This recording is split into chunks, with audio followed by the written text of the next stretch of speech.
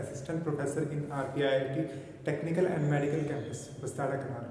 Today in this video lecture I am going to talk about larynx, that is a part of respiratory system. तो आइए larynx के structure को समझते हैं। सबसे पहले इसकी लोकेशन पता करते हैं कि रेस्पिरेटरी सिस्टम में लैरिंक्स कहाँ प्रेजेंट होता है।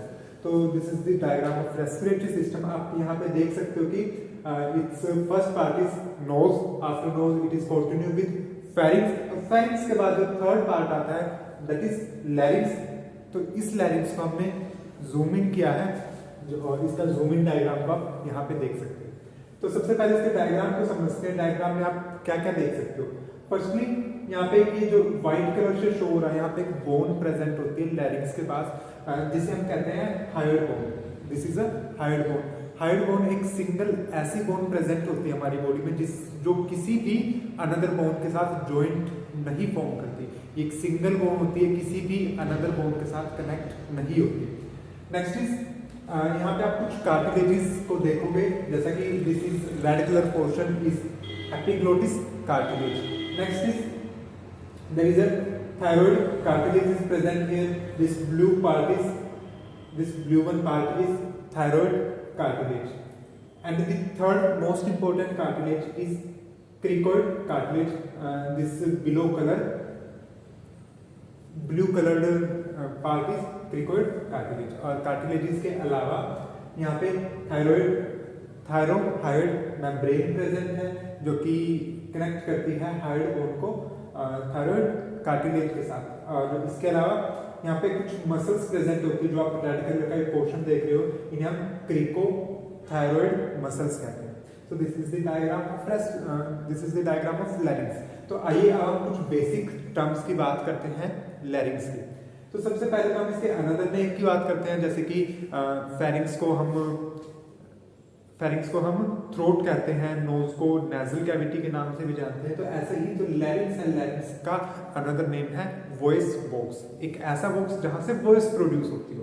ओके, तो एक फंक्शन तो आप यहां से भी समझ सकते हो इसका लैरिंक्स का, कि ये वॉइस प्रोड्यूस करने में हेल्प करता है। नेक्स्ट बात करते हैं इसकी शेप की। जो आपका लैरिंक्स होता है वो सिलेंड्रिकल शेप का होता है। आप देख ही सकते हैं यहाँ पे सिलेंड्रिकल शेप, और स्लाइटली थोड़ा सा ऊपर से ब्रॉड और नीचे से थोड़ा सा नैरो होता जा रहा है, मतलब स्लाइटली इसमें ट्रायंगुलर शेप भी है थोड़ी सी, बट ये मोस्ट कॉमनली सिलेंड्रिकल शेप से रिजेंबल कर रहा है। Next is Adam's apple. तो एक हम बात करते हैं कि एडम्स एप्पल की। जब भी हम लैरिंक्स के बारे में स्टडी करते हैं तो वहाँ पे एडम एप्पल का केस आता है। तो ये एडम एप्पल होता क्या है?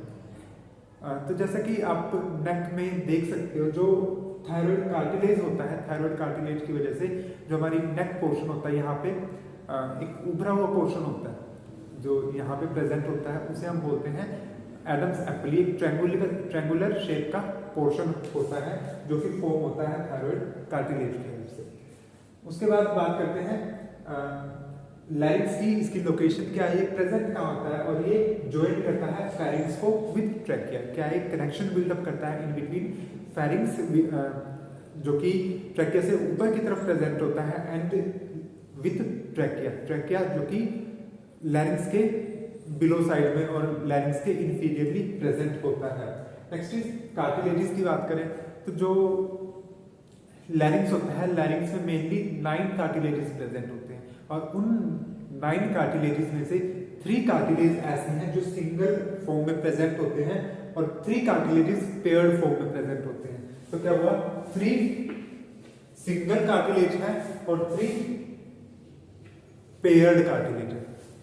तो 3 सिंगल है और 3 पेयर है, मतलब कि ये वाले हुए टोटल 6, एंड 6 + 3 = 9। तो टोटल 9 कार्टिलेजेस हैं। हम बात करते हैं सिंगल कार्टिलेजेस की, उनके क्या क्या नाम होते हैं। ये मेजर कार्टिलेजेस होते हैं जिनका साइज भी लार्ज होता है। तो फर्स्ट इज एपिग्लोटिस कार्टिलेज, जो कि हम डायग्राम में समझ चुके हैं। नेक्स्ट इज क्रिकोइड कार्टिलेज, ये यहाँ पे प्रेजेंट होता है। और थर्ड इज थायराइड कार्टिलेज, जो थायराइड कार्टिलेज सबसे लार्जेस्ट कार्टिलेज होता है लैरिंक्स का। और जो एपिग्लोटिस होता है वो हेल्प करता है फूड की एंट्री से, ताकि जो फूड है, फूड रेस्पिरेटरी ट्रैक्ट में एंट्री ना कर सके, तो उससे एपिग्लोटिस कार्टिलेज प्रिवेंट करता है। क्योंकि जब भी हम खाना खाते हैं, उसको स्वेलो करते हैं, तो उस केस में एपिग्लोटिस कार्टिलेज जो रेस्पिरेटरी ट्रैक्ट है यहाँ से लैरिंक्स को ब्लॉक कर देता है, उसके अंदर फूड की एंट्री नहीं होने देता। एंड नेक्स्ट बात करते हैं, जो three pairs of cartilages present होते हैं वो स्मॉल कार्टिलेजेस होते हैं और इसके ऑलमोस्ट इसके साइड्स में और बैक साइड में प्रेजेंट होते हैं। तो उनके नेम है arytenoid cartilage, corniculate cartilage and third one is cuneiform cartilage. तो ये 3 कार्टिलेजेस पेयर्स की फॉर्म में प्रेजेंट होते हैं। अब हम बात करते हैं फंक्शंस ऑफ लैरिंक्स की। तो first one is LRT protection. LRT stands for low respiratory tract. तो जो लो रेस्पिरेटरी लोअर पोर्शंस होते हैं रेस्पिरेटरी ट्रैक्ट के, उनकी प्रोटेक्शन में हेल्प करता है, वहां पे किसी भी फॉरेन मटेरियल की एंट्री नहीं होने देता वो। नेक्स्ट है एयर पैसेज। एयर के पैसेज के लिए रिस्पॉन्सिबल है ताकि एयर का स्मूथली पैसेज हो सके, तो उस वहां भी लैरिंक्स अपना फंक्शन परफॉर्म करता है। नेक्स्ट है स्पीच एंड साउंड। तो जो भी हम बोलते हैं, बात करते हैं, स्पीच या फिर साउंड निकलता है हमारे थ्रोट से, जैसा कि हमने इसके स्टार्टिंग में इसके अनदर नेम से ही समझा था, वॉइस बॉक्स। तो ये क्या करता है, स्पीच में और साउंड में हेल्प करता है। जो हमारी साउंड की पिच, वॉल्यूम और टोन है उसको रेगुलेट करता है। Next is and the last one is filtration, warming and humidification of air. जो हम एयर को इनहेल करते हैं उस एयर की फिल्ट्रेशन में हेल्प करेगा, उस एयर की को वार्म करेगा ताकि जो हमारा बॉडी टेम्परेचर होता है वो मेंटेन हो सके। और थर्ड इज जो एयर है उसको मॉइस्चराइज करेगा ताकि वो ह्यूमिडिफाइंग फॉर्म में हमारी बॉडी के अंदर एंट्री कर सके। Thank you, have a nice day.